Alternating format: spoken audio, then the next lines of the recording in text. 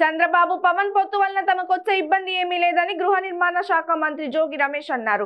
చంద్రబాబు పవన్ ఇవాళ కలిసేదేముంది, మొదటి నుంచి వారి మధ్య అక్రమ పొత్తులు కొనసాగుతున్నాయి. వారి పొత్తుల వలన మాకు వచ్చే ఇబ్బంది ఏమీ ఉండదు. అభివృద్ధి సంక్షేమ పథకాలు ఎవరి వలన అందుతున్నాయో ప్రజలకు బాగా తెలుసు. అందుకే ఎన్నికల్లో చంద్రబాబు కూటమికి తగిన బుద్ధి చెప్పడానికి ప్రజలు సిద్ధంగా ఉన్నారు. అభివృద్ధి అంతా అమరావతిలోనే చేస్తాననే చంద్రబాబుకు ప్రజలు మళ్ళీ తగిన బుద్ధి చెప్తారని మంత్రి జోగి రమేష్ అన్నారు. వైఎస్ఆర్ కాంగ్రెస్ పార్టీ బలంగా ఉంది. జగన్మోహన్ రెడ్డి గారిని ఎదుర్కోవాలంటే మా ధైర్యం చాలదని చెప్పేసి ఒక పక్కన తెలుగుదేశం పార్టీ, ఒక పక్కన జనసేన పార్టీ కూడా చెప్తున్న పరిస్థితులు మనం చూసాం. మహానాడులో కానీ అంతకుముందు కానీ జగన్మోహన్ రెడ్డి గారిని ఎదుర్కోవాలంటే, వైఎస్ఆర్ కాంగ్రెస్ పార్టీని ఓడించాలంటే నా బలం సరిపోవట్లేదని చెప్పేసి నారా చంద్రబాబు నాయుడు స్పష్టంగా పొత్తుల కోసం వెంపర్లాడిన పరిస్థితులు, పొత్తుల కోసం పొరలాడుతున్న పరిస్థితులు మనం స్పష్టంగా చూసాం. నిన్న పవన్ కళ్యాణ్ మాటల్లో కూడా 3 ఆప్షన్స్ ఇచ్చినట్టున్నాడు. అంటే నేను జగన్మోహన్ రెడ్డి గారిని ఎదుర్కొంటాను, నేను వైఎస్ఆర్ కాంగ్రెస్ పార్టీని ఓడిస్తానను చెప్పే దమ్ము కూడా ఎవరికి కూడా లేదు. అంటే ఎంత బలంగా ఉన్నామో అన్నదానికి, ప్రజల్లో వైఎస్ఆర్ కాంగ్రెస్ పార్టీకి ఎంత ప్రజాదరణ ఉంది అన్నదానికి ఉదాహరణే చంద్రబాబు మాట్లాడినా, ఇటు పవన్ కళ్యాణ్ మాట్లాడినా. మేము గడప గడపకి వెళ్తున్నప్పుడు ప్రతి గడపలో అక్కా చెల్లి అవ్వా తాతని పలకరిస్తున్నప్పుడు, జగన్మోహన్ రెడ్డి గారు తీసుకున్న సంక్షేమ ఫలాలన్నీ కూడా ప్రతి గడపకి చేరుతున్నప్పుడు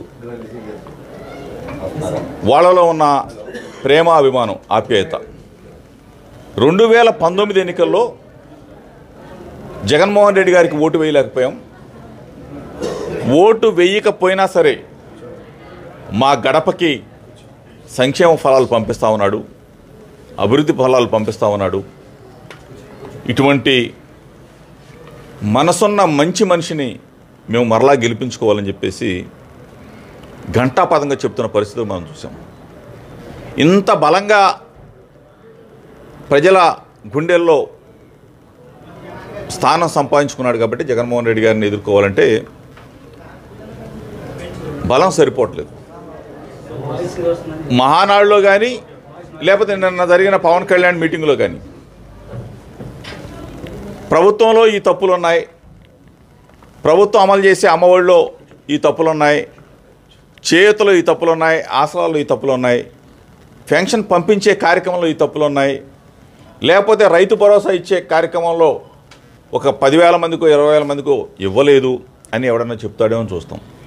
కానీ అభివృద్ధి, సంక్షేమ ఫలాల గురించి ఏ ఒక్కళ్ళు కూడా చర్చించే పరిస్థితి రాకుండా, అసలు ప్రతిపక్షాల గొంతు వినపడకుండా పరిపాలన చేస్తూ ఉన్నాము. జగన్మోహన్ రెడ్డి గారి చక్కటి పరిపాలన. చింతమనేని ప్రభాకరు ఇటువంటి వాళ్ళ గురించి పెద్దగా మాట్లాడాల్సిన అవసరం, ఎందుకంటే అసలు వీళ్ళు బతికిందే హత్య రాజకీయాల మీద. వీళ్ళ రాజకీయ ప్రవృత్తే నేరాలు, ఘోరాలు. ఇటువంటి వాళ్ళ గురించి మేము మాట్లాడటం ఏంటి? ఈ రోజున ప్రభుత్వం ఎంత బలంగా ఉన్న దాని గురించి ఇప్పుడు మాట్లాడుతూ ఉన్నాం. సామాజిక న్యాయం గురించి తీసుకుంటే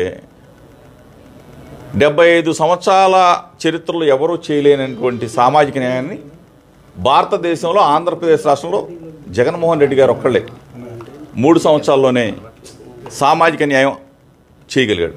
మహానాడులో కానీ, నిన్న జరిగిన పవన్ కళ్యాణ్ దీంట్లో కానీ 25 మంది మంత్రులుంటే 17 మంది మంత్రులకి సామాజిక న్యాయం బీసీలు, ఎస్సీలు, ఎస్టీలు, మైనార్టీలకు ఇచ్చారు.